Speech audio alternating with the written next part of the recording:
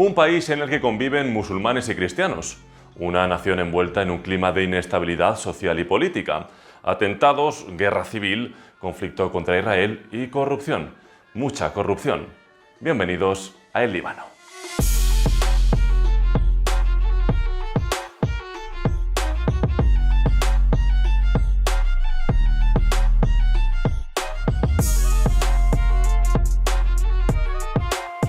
El Líbano es una república situada en Oriente Medio.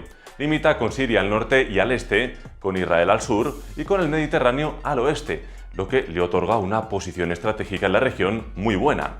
Tiene una población de 7 millones de habitantes, donde conviven en relativa normalidad musulmanes y cristianos.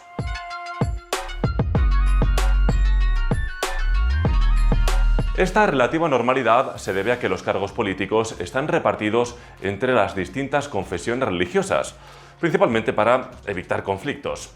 Esto se decidió tras los acuerdos de Taif, en la etapa final de la guerra civil, donde se establecieron cuotas de poder por cupos religiosos. Así, por ejemplo, el presidente tiene que ser un cristiano, el primer ministro un musulmán suní y el presidente del parlamento un musulmán chií. Los escaños de la Cámara se distribuyen a partes iguales entre cristianos y musulmanes. Esto se hace conforme a un censo de hace más de 90 años, que ya, eso sí, no se corresponde con la realidad de la población. En total, hay 21 fuerzas políticas, que están agrupadas en dos grandes coaliciones que surgieron en 2005, justo después de la Revolución de los Cedros, donde fue asesinado el primer ministro.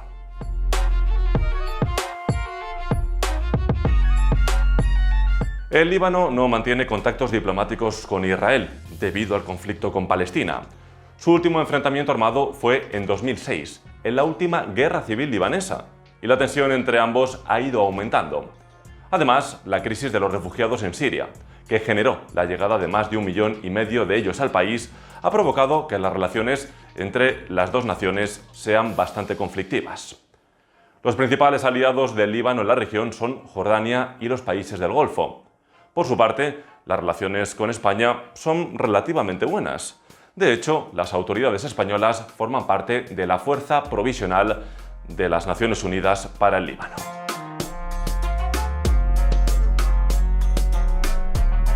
El país está envuelto en una infinidad de problemas. Después de 2 guerras civiles y el auge del terrorismo yihadista, el país vive una dura crisis económica y también social. La moneda se ha devaluado un 83% y el precio de los alimentos ha subido un 70%, es decir, inflación y paro. Uno de los puntos más inestables que tiene el país es el poco poder del que gozan sus fuerzas armadas. Tanto es así que el ejército libanés no es el más grande del país, ya que es superado en número y fuerza por la organización islamista de Hezbollah, grupo considerado terrorista por la Unión Europea y Estados Unidos debido a sus fuertes vínculos con Irán.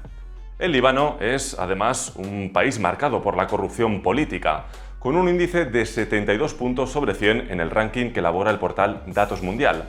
Para que os hagáis una idea y para comparar, el nivel de corrupción en España, aquí, es de 38 sobre 100. Esta corrupción ha generado numerosas crisis sociales, como la de las basuras o la de los generadores de electricidad. Con este caldo de cultivo, más la brutal explosión en Beirut en 2020, que recordamos provocó en torno a 190 muertos y la dimisión en bloque del gobierno, la pregunta es clara: ¿conseguirá el Líbano resistir tanta inestabilidad?